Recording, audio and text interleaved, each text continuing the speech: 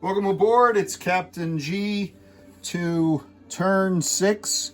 We're at D-Day plus 20 in HBG's Okinawa. So last turn was storm weather. The kamikaze pre-strikes that we had done at the end of 4 were all canceled. And now when I roll, I've decided both sides have over 200 victory points. So I roll for initiative to break the tie. Japan got a 12, the US got a 6, but the weather was stormy weather again. I rolled an 11 and I add 2 because the last weather was a storm. So no kamikaze attacks. They're starting to build up. That also meant no air support for the US. All right, let's take you down here then. We'll start in the north. The Japanese fired artillery here, got 1 hit, and that was about it. It was not an effective strike. Down here in the south, using their spotters, they did hit the U.S. Army forces that were marshaling there, took out a couple soldiers because they had these 2 regular artillery, light artillery if you'd like, and then a heavy artillery firing here. And since there were more than 6, he rolled 2 5s. So 2 5s, 2 4s. They did get hits because those scores were boosted by the spotter, the officer. Then on the U.S. turn, then on Japanese combat, they were forced to fight around in here, and that all but eliminated their force. And then on the U.S. turn, reinforcing any casualties to get max 12, they wiped out the last Japanese defenders. So they secured another airfield. They destroyed all the Japanese kamikaze aircraft on the ground. They did not get to defend.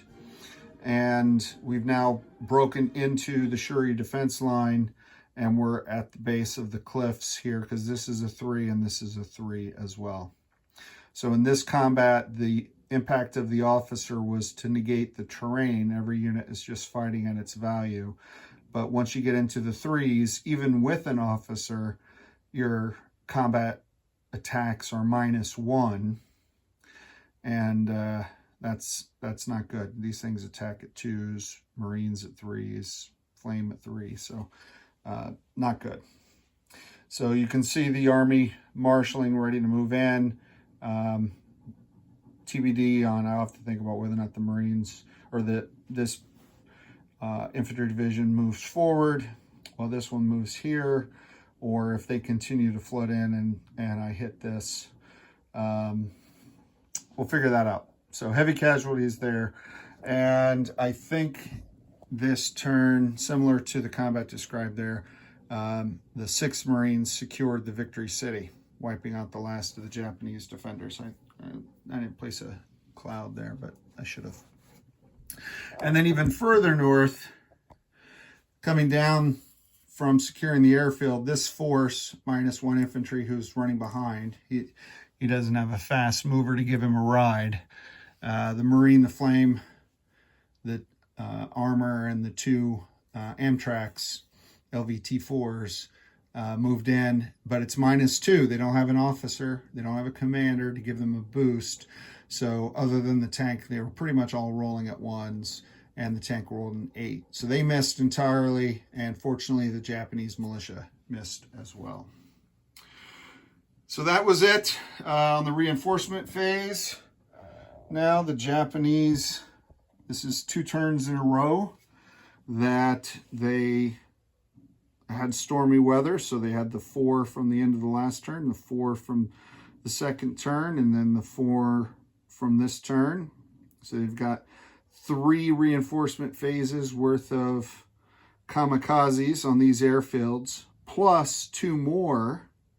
And those bonus 2 kamikazes are because of the 9th Division.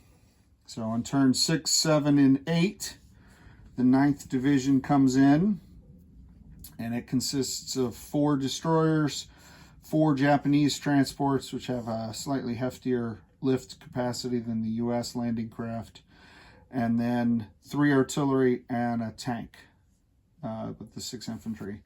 and then 2 bonus kamikazes per airfield, which the Japanese are down to 2 controlled operational airfields. This force, assuming that it's not bad weather again, should be able to land next turn, and they can land here and retake this island. They could land all the way over here. Not happy with the movement rules of landing craft. In the rules I've been playing, that the light zones are half a movement point to get in. So whether they go this way or this way, that's plenty of movement for these transports to land there, or possibly even down here to reinforce this, or a combination of all of them. Doesn't take much. You can land a single unit here and destroy these aircraft on the ground because there's no defense. So that now causes yet another strategic dilemma for the U.S. And I should have planned ahead and probably left some part, if not the bulk of this, up here in the north to defend that airfield or opposed this landing zone. But that was a mistake because I wasn't really watching that. So that's just a fun problem to have.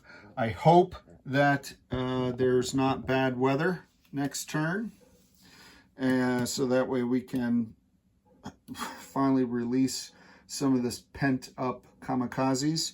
And if the Japanese get the initiative and good weather, they get all those pre-strikes, the U.S. desperately needs to win the next initiative roll on turn 7.